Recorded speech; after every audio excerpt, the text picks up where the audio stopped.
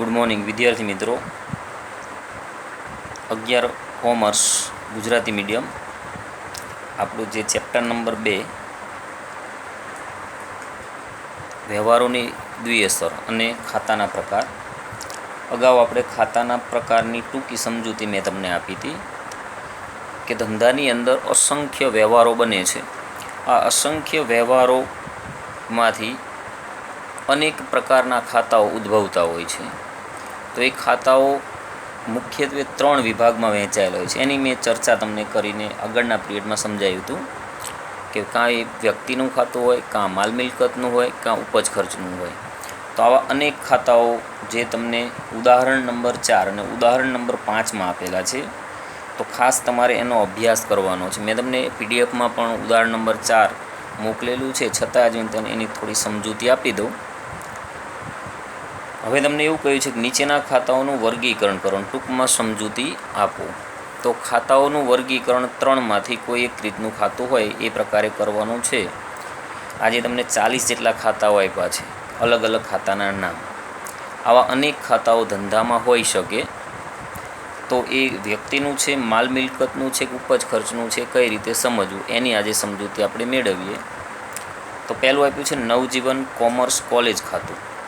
જો નવજીવન commerce college એક શૈક્ષણિક સંસ્થા છે, તો શૈક્ષણિક સંસ્થાઓ હોય, કોઈપણ ધંધા રોજગાર પેઢીનું નામ હોય, એનો સમાવેશ વ્યક્તિ ખાતામાં થાય. એટલે અહીંયા તમારે ખાતાનું નામ, પહેલું ક્રમ, ખાતાનું નામ, ખાતાનો પ્રકાર અને એની સમજૂતી આ પ્રમાણે લખવાનું છે. જે ચોપડીમાં તમને કમ્પ્લીટ આપેલું છે. થોડું તમને સમજાવેલું, ઓટોમેટિક તમને ખબર પડશે કે આપણે 4થું 5મું ઉદાહરણ કઈ રીતે સમજવું. ત્યાર પછી બીજા નંબરનું ખાતું છે ઉપાડ ખાતું. તો ઉપાડ ખાતું એ ધંધાના માલિકનું ખાતું છે. તો મેં તમને જ્યારે સમજાવ્યું ત્યારે પણ કહ્યું હતું કે ઉપાડ મૂડી ખાતું એ વ્યક્તિ ખાતું આવે, કારણ કે ધંધાનો માલિક ધંધામાંથી પોતાના અંગત ઉપયોગ માટે કોઈ પણ માલ મિલકત કે રોકડ લઈ જાય ત્યારે માલિકે ઉપાડ કર્યો કહેવાય. એટલે એ માલિકના ખાતાના બદલે એનું કયું ખાતું ખોલવામાં આવશે? ઉપાડ ખાતું. તો ઉપાડ ખાતું એ વ્યક્તિ ખાતું કહેવાશે. ત્રીજા નંબર છે રોકડ ખાતું. તો રોકડ ખાતું એ ધંધાની ચાલુ મિલકત છે, એટલે એ માલ મિલકત પ્રકારના ખાતામાં આવશે. તો રોકડ ધંધાની શું છે? ચાલુ મિલકત. એ કયા પ્રકારમાં આવશે? માલ મિલકત ખાતામાં. ત્યાર પછી છે ધર્માદા ખાતું. જો ધંધાની અંદર જ્યારે કોઈ પણ વ્યક્તિ કોઈ ધર્માદા સંસ્થાઓમાં આપણે કોઈ દાન આપીએ, તો માલ સામાનનું કે રૂપિયાનું દાન આપીશું એ ધર્માદો કર્યો કહેવાય. તો ધર્માદો એ ધંધાનો ખર્ચ છે, કારણ કે એના નાણાં આપણને પાછા મળવાના નથી. એટલે ધર્માદા ખાતું જે છે એ ઉપજ ખર્ચ ખાતું કહેવાય. ધર્માદો એક પ્રકારનો ધંધાનો શું કહેવાય? ખર્ચ. પછી યંત્ર ખાતું. યંત્ર એ મિલકત કહેવાય. એટલે યંત્ર ખાતું માલ મિલકત પ્રકારનું ખાતું કહેવાશે. ધંધાની બિનચાલુ મિલકત, સ્થિર મિલકત કે કાયમી મિલકત ગણી શકાય. એટલે યંત્ર ખાતું માલ મિલકતમાં કહેવાશે. એ જ રીતે મિત્રો તમે જુઓ જમીન. તો જમીન ખાતું એ પણ શું કહેવાય? જમીન એ પણ ધંધાની એક મિલકત છે. તો એ પણ શેમાં સમાવેશ પામશે? માલ મિલકત ખાતામાં. તો આગળ હું તમને આ બધા કહેતો જાઉં, તમારે પછી શાંતિથી આખું લખવાનું રહેશે. તો આખી માહિતી તમને જે સમજાવવાની છે એ આ રીતની છે. તો જ્યારે તમે આ વસ્તુ લખવા બેસશો ત્યારે તમારે આ ખાના આ રીતે પાડીને લખવાનું છે. મેં તમને કહ્યું એ રીતે ઉપર. તો જે પ્રમાણે તમે જોતા જશો એ પ્રમાણે તમે એક પછી એક માહિતી લખતા જજો. પછી રાજ મેડિકલ સ્ટોરનું ખાતું. તો રાજ મેડિકલ સ્ટોર એ વ્યક્તિ કહેવાય, જો ધંધાનું નામ છે. મેડિકલ સ્ટોરનું નામ કોઈ પણ ધંધો, ધંધો, કંપની, સહકારી મંડળી, ટ્રસ્ટ, સ્કૂલનું નામ હોય એનો સમાવેશ એમાં થાય? વ્યક્તિ ખાતાની અંદર.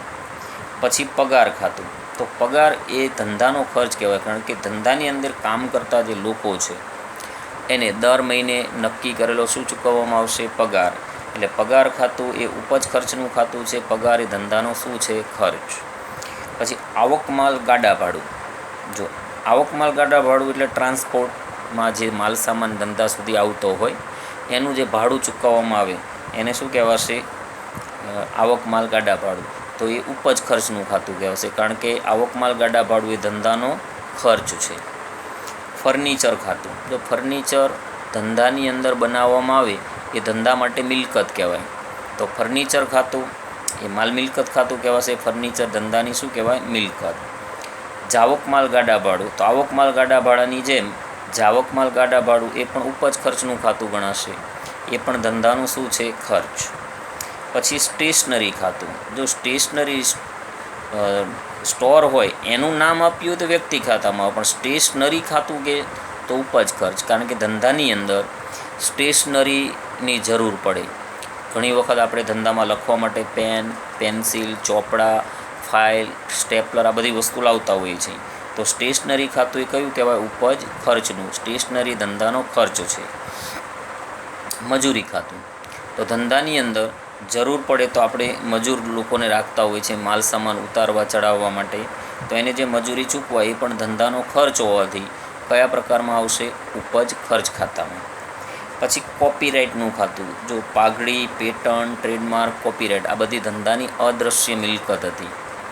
તો મિલકત છે માટે કયા પ્રકારમાં આવશે? માલ મિલકત ખાતામાં.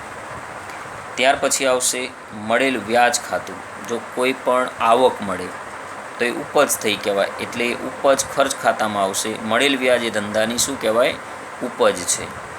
પછી યુનિયન બેંકનું ખાતું, કોઈ પણ બેંક છે એક નાણાકીય લેવડ દેવડ કરતી સંસ્થા છે, તો કોઈ પણ સંસ્થાઓ હોય એનો સમાવેશ વ્યક્તિ ખાતામાં થાય. કૃત્રિમ વ્યક્તિ જેને આપણે કહેતા. ચૂકવેલ ભાડા ખાતું, તો કોઈ પણ ભાડું ચૂકવાય એ ધંધાનો ખર્ચ છે, એટલે કયા પ્રકારમાં આવશે? ઉપજ ખર્ચમાં. રિલાયન્સના શેરનું ખાતું, જો રિલાયન્સ કંપનીનું ખાતું હોય તો એ કૃત્રિમ વ્યક્તિ કહેવાય, તો એ વ્યક્તિ ખાતામાં આવે. પણ રિલાયન્સ શેરનું ખાતું છે, તો જ્યારે મેં તમને આ પ્રકાર સમજાયા હતા આગળના પિરિયડમાં ત્યારે મેં તમને આ બાબત કહી હતી. તો રિલાયન્સ શેરનું ખાતું કહે તો માલ મિલકત કહેવાય, કારણ કે શેરમાં રોકાણ છે એ ધંધાની મિલકત કહેવાય. પછી મળેલ વટાવ ખાતું, તો મળેલ વટાવ એ ઉપજ છે માટે ઉપજ ખર્ચનું ખાતું કહેવાશે. અમદાવાદ શાખાનું ખાતું, જો શાખા સંસ્થા હોય તો એ કૃત્રિમ વ્યક્તિ કહેવાય, એટલે એનો સમાવેશ વ્યક્તિ ખાતામાં થશે. પછી કાલખાદ ખાતું, કાલખાદ એ ધંધાનું નુકસાન છે તો એ ઉપજ ખર્ચ ખાતું કહેવાશે. કર્ણાવતી ક્લબ, જો કૃત્રિમ વ્યક્તિ કાયદેસરની કહેવાય, એટલે વ્યક્તિ ખાતામાં સમાવેશ થશે. પછી દેવાદાર ખાતું, દેવાદાર એ વ્યક્તિ કહેવાય. શાક પર માલનું જેણે આપણે વેચાણ કર્યું છે, ચાહે કુદરતી વ્યક્તિ હોય કે કૃત્રિમ વ્યક્તિ હોય, એટલે વ્યક્તિ ખાતામાં સમાવેશ પામશે. ત્યાર પછી આવશે નમૂના તરીકે વહેંચેલ માલનું ખાતું, 24 નંબર છે. તો નમૂના તરીકે વહેંચેલ માલ છે એ એકંદરે જોવા જઈએ તો માલ મિલકતમાં ગણી શકાય, કારણ કે ધંધામાંથી માલ જાય તો માલ મિલકતમાં પણ આવી શકે, અને અહીંયા ધંધાનો ખર્ચ ગણેલો છે તો ઉપજ ખર્ચમાં પણ ગણી શકાય. લેણદાર ખાતું, તો વ્યક્તિ ખાતું કહેવાશે. જેની પાસેથી આપણે માલ ઉધાર ખરીદેલો છે એ તમામ વ્યક્તિઓ ધંધાના શું કહેવાય? લેણદારો. ત્યાર પછી કારખાના ખર્ચ ખાતું, જો કારખાનાની અંદર ધંધો ચલાવવા ખર્ચ કરવા પડતા હોય એટલે ઉપજ ખર્ચનું ખાતું કહેવાય. કારખાના ખર્ચ ધંધાનો ખર્ચ છે. ત્યાર પછી નીલમબેન ખાતું, જો નીલમબેન એક કુદરતી વ્યક્તિ છે એટલે વ્યક્તિ ખાતું. આવા ખાતાને તમે સરળતાથી સમજી શકશો. પછી ઘસારા ખાતું, જો ઘસારો એટલે મિલકત કોઈ પણ વસાઈએ આપણે અને એનો જેમ વપરાશ થાય એમ એને ઘસારો લાગે એ ધંધાનો શું બને છે? ખર્ચ. એટલે કયા પ્રકારમાં આવશે? ઉપજ ખર્ચ ખાતામાં. એ બિનરોકડ ખર્ચ છે. જ્યારે પારિભાષિક શબ્દો આપણે સમજાયા હતા ત્યારે મેં બધી ચર્ચા આમાં ઊંડાણપૂર્વક કરેલી હતી.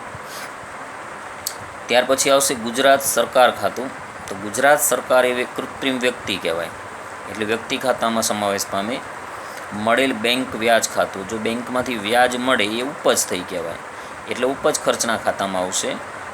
પછી જાહેરાતમાં આપેલ માલ ખાતું, તો ધંધામાંથી કોઈ પણ આપણા ધંધાની જાહેરાત કરવા માટે આપણે માલ આપીએ તો એ ઉપજ ખર્ચમાં ગણી શકાય અને માલ મિલકતમાં ગણી શકાય. ધ્યાન રાખજો, કારણ કે ધંધામાંથી માલ જાય છે તો માલ મિલકત એ કહી શકાય અને એક પ્રકારનો ખર્ચ પણ ગણી શકાય, એટલે ઉપજ ખર્ચમાં ગણી શકાય અને માલ મિલકતમાં પણ ગણાશે.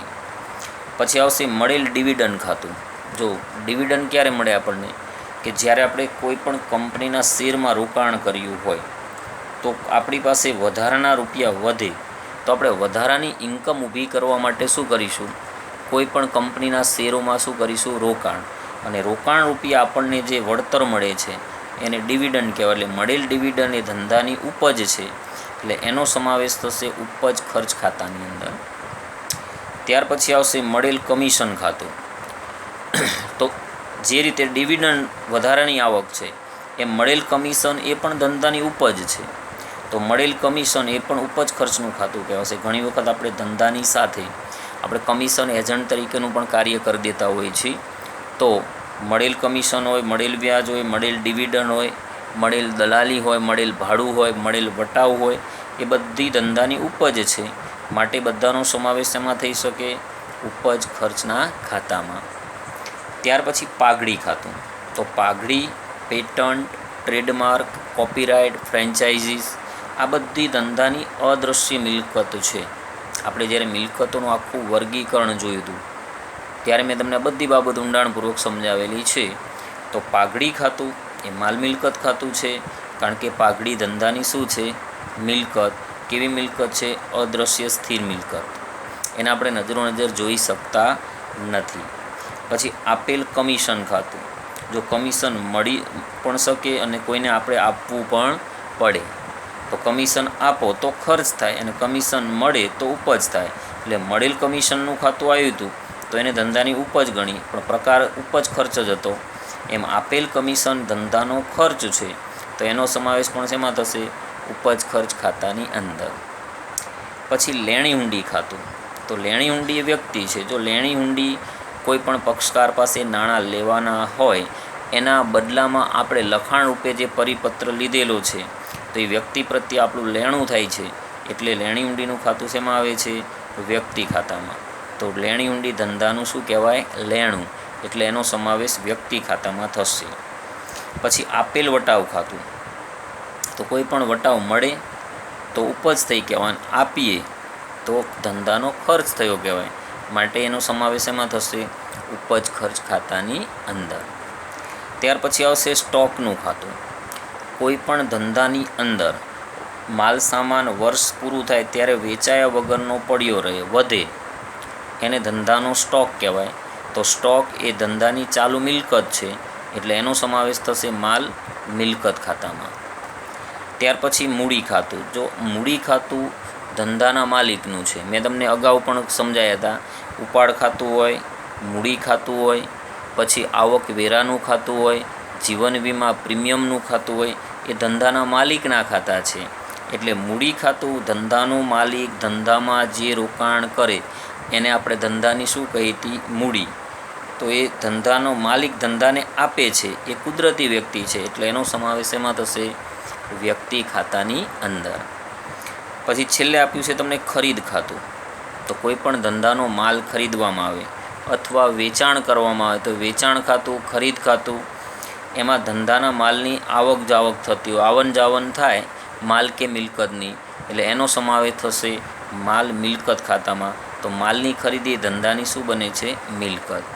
તો આ રીતે મિત્રો પહેલાં તમને અનેક ખાતાઓ ધંધાની અંદર હોઈ શકે, તો એ કયા પ્રકારનું છે એ પહેલાં તમને આવડવું પડશે. જો એ નહીં આવડે તો આગળ પછી જે ટૉપિકો આવશે, જ્યાં સુધી તમે ખાતાનો પ્રકાર નહીં ઓળખી શકો ત્યાં સુધી તમે આગળના કોઈ ટૉપિક શીખવું તમારા માટે અઘરું બનશે. એટલે ખાસ જેટલા પણ ઉદાહરણ તમને આપેલા છે, તો અહીંયા તમને ચોથું ઉદાહરણમાં 40 જેટલા ખાતાના નામ આપ્યા હતા, એનો આજે આપણે પરિચય મેળવ્યો. આવું જ તમને આખું 5મું ઉદાહરણ આપેલું છે, એના અંદર 50 જેટલા ખાતા છે. તો એ 50 ખાતાનો આ રીતે અભ્યાસ કરજો, ચોપડામાં બરાબર લખજો, એને વાંચીને તૈયાર કરી અને સમજવાનો પ્રયત્ન કરજો. જ્યાં સુધી તમે ખાતાનો પ્રકાર કયો છે એ નહીં સમજી શકો ત્યાં સુધી આગળનું જે સ્ટેપ આવશે, કારણ કે ખાતાને ઓળખવું પડશે, પછી એના આધારે ખાતું કેવી રીતે ઉધાર કરી શકાય, કઈ રીતે જમા કરી શકાય, એકાઉન્ટ લખવાનું ત્યાંથી શરૂઆત થશે. તો જ્યાં સુધી ખાતાને ઓળખતા નહીં આવડતું તો એના પછી નિયમાધીન ક્યારે કયું ખાતું ઉધારવું કે કયું ખાતું જમા કરવું એ મિત્રો તમે કરી શકતા નથી. એટલે ત્યાંથી તમારું એકાઉન્ટ અટકી જાય. તો આપણું કમ્બાઈન એકાઉન્ટ છે, એક ચેપ્ટર પછી બીજું, બીજા પછી ત્રીજું, બધા આવડવા જોશે. એક પણ સ્ટેપ વચ્ચે નહીં આવડે તો તમને એકાઉન્ટ લખવામાં મુશ્કેલી પડશે, દાખલાઓ આવડશે નહીં. તો અગાઉ જે કંઈ સમજાયું છે એ પ્રમાણે તમે ફરી વખત વાંચજો. જ્યાં જ્યાં પ્રોબ્લેમ થાય ત્યાં ફરી વાંચવાનો પ્રયત્ન કરો, સમજવાનો પ્રયત્ન કરો. ના આવડે તો પૂછો, બાકી તૈયારી કરશો તો આવડશે, એમનામ આવડશે નહીં. તો હું તમને હોમવર્ક રૂપે ઉદાહરણ નંબર 5 આપું છું. એનો ધ્યાનથી અભ્યાસ કરી અને ચોપડામાં લખી અને શીખવાનો પ્રયત્ન કરજો.